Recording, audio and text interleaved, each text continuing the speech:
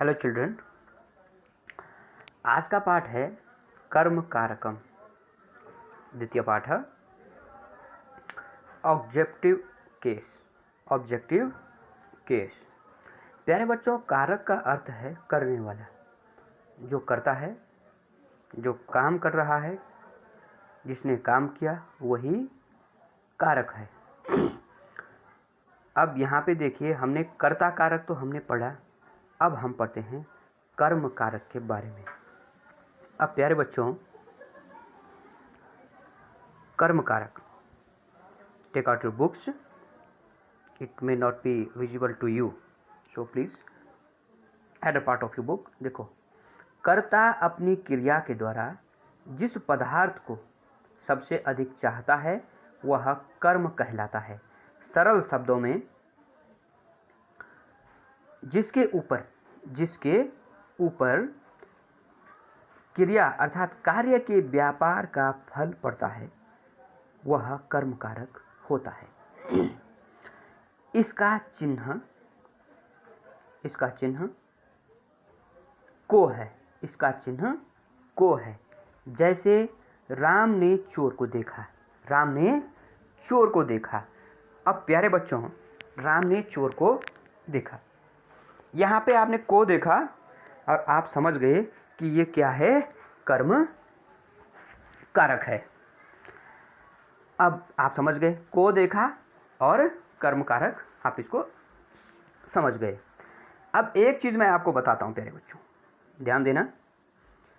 यहाँ पे जो ऑब्जेक्टिव केस है, जो क्या है, ऑब्जेक्टिव केस है, वो क्या है, चोर है।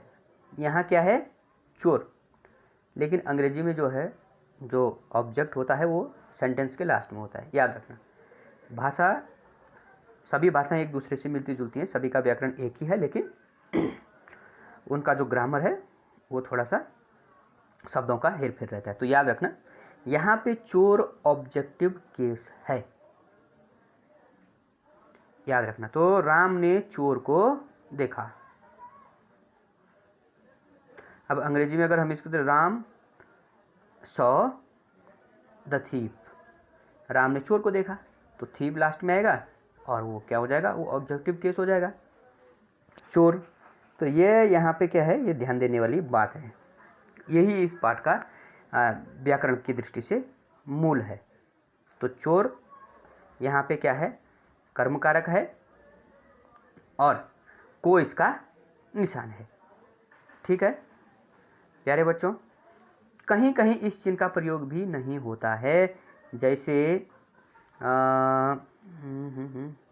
हरि बाजार जाता है।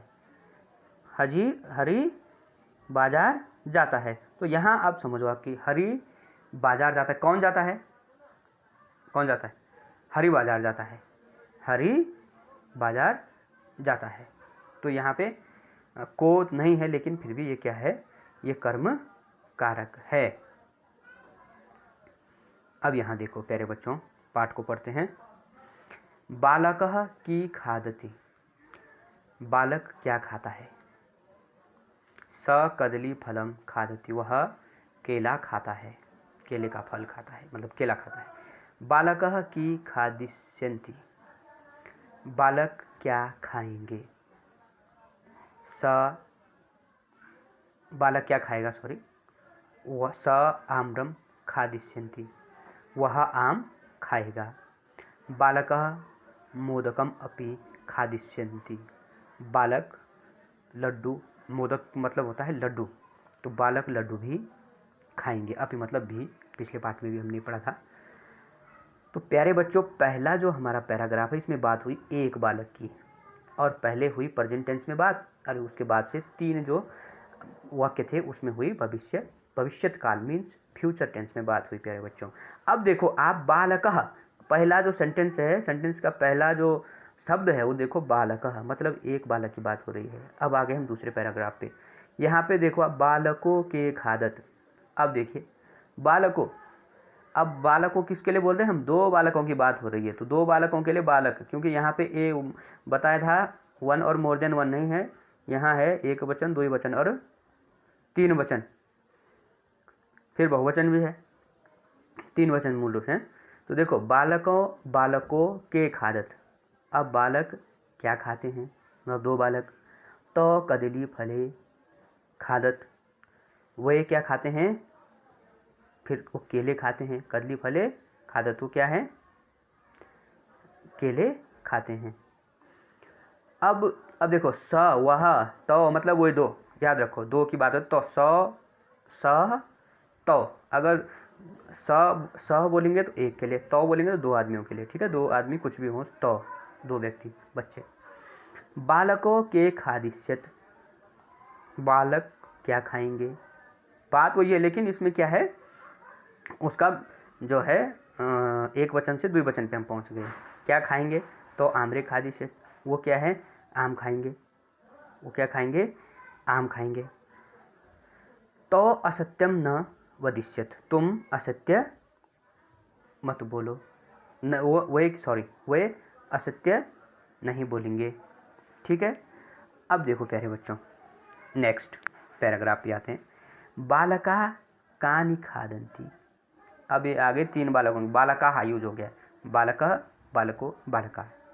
बालका कानि खादन्ति, बालक क्या क्या खाते हैं, क्या खा रहे हैं ये बालक, देखो क्या खाते हैं ये, ते कदली फलानि खादन्ति, वे केले का फल खाते हैं। देखो बालका कानि खादिष्यन्ति, बालका कानि खादिष्यन्ति, बालक क्या खाएंगे।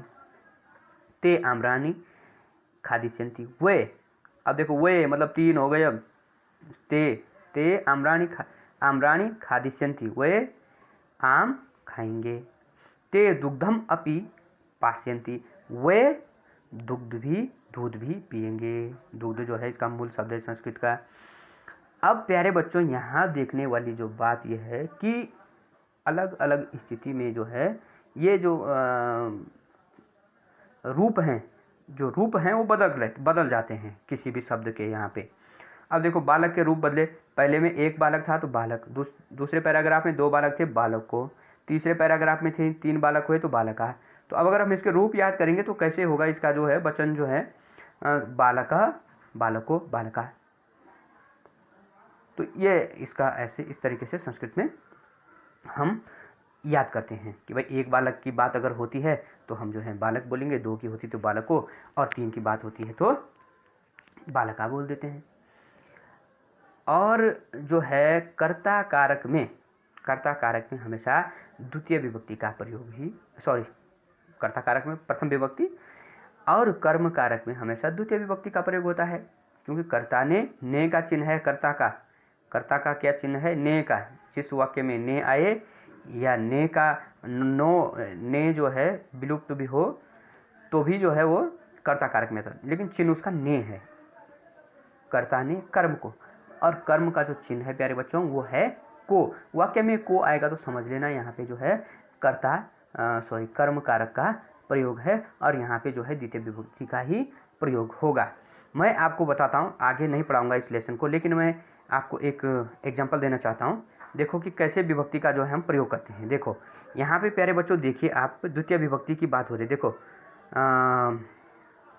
त्वम युवाम और यूयम, तीसरे पैराग्राफ में देखो। हाँ, अब हम जाते हैं पीछे, इसमें जाते हैं। अब देखो यहाँ पे, देखो त्वम, देखो यहाँ पे प्रथमा विभक्ति में देखो त्वम होता है, लेकिन अब आप यहाँ देखो द्वितीय विभक्ति में तुम। द्वितीय विभक्ति देखो प्यारे बच्चों, ये आपको लर्न करना है आज। द्वितीय विभक्ति में देखो तुम को क्या बोलते हैं। अब देखो प्रथम जो इसका जो है एक वचन जो है त्वम होता है, द्विवचन होता है युवाम होता है, और नहीं सॉरी, ये प्रथम विभक्ति में इसका क्या होता है, त्वम। प्रथम विभक्ति एक वचन में क्या होता है, त्वम, और द्वितीय विभक्ति और उसका जो है द्विवचन में होता है युवाम, और 3 वचन जो होता है वो क्या होता है, बहुवचन या 3 जो होते हैं वो होता है यूयम। तो त्वम युवाम और यूयम, त्वम युवाम और यूयम। तो ये देखो प्यारे बच्चों, ये एक शब्द के क्या थे, विभक्ति रूप हैं, एक वचन और प्रथमा विभक्ति के एक वचन, द्विवचन और बहुवचन। तो यहाँ वही आप देख सकते हैं, इस वाले में उसकी बात में चर्चा करेंगे। ये देखो आप, त्वम, युवाम और यूयम, ये देखो। तो ये जो है इस तरीके से विभक्ति का प्रयोग होता है। तो आज के लिए मैं समझता हूँ कि ये काफ़ी है। इसको आप दोबारा से अपने घर पे दोहराएं, पढ़ें कि कैसे जो है संस्कृत का उच्चारण किया जाता है, और कर्म कारक का जो चिन्ह है वो को चिन्ह इसका होता है, और को से पहले वाला जो शब्द होता है वही जो है कर्म कारक होता है, और वही जो है ऑब्जेक्टिव केस भी कहलाता है, जबकि अंग्रेजी में ये जो है सेंटेंस के लास्ट में होता है। ये आपको पता ही होगा। तो प्यारे बच्चों, धन्यवाद। इससे रिलेटेड प्रश्न मैं आपको लिख के भी भेज रहा हूँ। धन्यवाद।